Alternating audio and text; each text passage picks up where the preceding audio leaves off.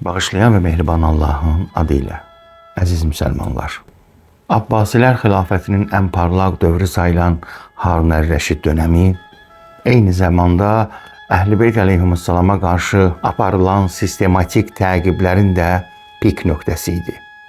Xilafət iqbalının zirvəsində olsa da, Peyğəmbər nəslindən gələn və xalqın dərin sevgisini qazanmış 7-ci imamımız, İmam Rıza əleyhissalamın atası İmam Musa Kazım əleyhissalamın cəmaat içərisində olan, xalq arasında olan nüfuzundan kəskin dərəcədə narahat idi. Belə ki, Harun Ər-Rəşid dəfələrlə deyirdi ki, Musa ibn Cəfər xalqın içərisində o qədər əziz və sevimlidir ki, mən bu şəxsin qiyam edəcəyindən, üsyan edəcəyindən çox qorxuram və çəkinirəm. Elə buna görə də Bağdad şəhərində Harun Ər-Rəşidin əmri ilə birinci dəfə həbs olunan İmam Musa Kazım əleyhissalamın Bağdaddakı ilk həbsi İmam Musa Kazım əleyhissalamın nüfuzdan salmaqdan ötürü idi. İkinci dəfə İmam Musa Kazım əleyhissalamı Bəsrə şəhərində həbs edirlər və bu həbsin də müddəti bir ildən çox çəkmir. Üçüncü dəfə isə İmam Musa Kazım əleyhissalamı Bağdad şəhərində 15 il müddətinə həbs edirlər ki, bu zindanı da zülmət quyusu adlandırıblar tarixdə. Tarixi mənbələrdə qeyd olunubdur ki, imamı ziyarət etmək üçün alimlər və tələbələr onun görüşünə icazə alırdılar və onunla görüşmək istəyirdilər. Onun elmindən, əxlaqından, hədis və rəvayətlərindən faydalanırdılar. Hicri 183-cü ilin Rəcəb ayında Harun Ər-Rəşid son qərarını verdi İmam Musa Kazım əleyhissalamın haqqında. Onun zəhər vasitəsilə şəhid edilməsini tələb etdi. Rəvayətlərdə gəlibdir ki, o həzrət özünün şəhid ediləcəyindən xəbərdar idi və bunu bilirdi. Və beləliklə Rəcəb ayının 25-də İmam Musa Kazım əleyhissalam şəhadətə yetişərək dünyasını dəyişdi. İmamın ölümünü təbii göstərməkdən ötürü Harun Ər-Rəşid əmr verdi ki, ağanın cənazəsini Bağdadın küçələrində gəzdirsinlər və cəmaata güya göstərsinlər ki, ağa öz təbii ölümü ilə dünyadan getmişdir. Lakin əksər tarixçilər bunun bir hiylə olduğunu qeyd edirlər.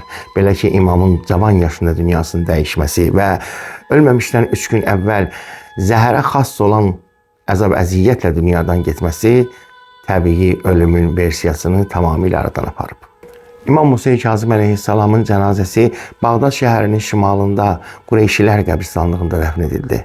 Maraqlıdır ki, bu dəfində Harun Ər-Rəşidin özü iştirak edib ağlasa da belə, onun bu hərəkəti tarix tərəfindən riyakarlıqla qələm alındı.